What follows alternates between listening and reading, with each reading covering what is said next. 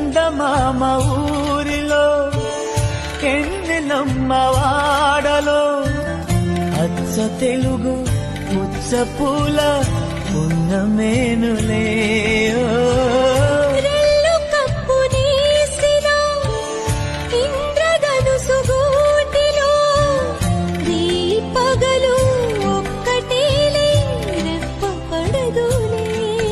ఈ మబ్బులే మన నేస్తులు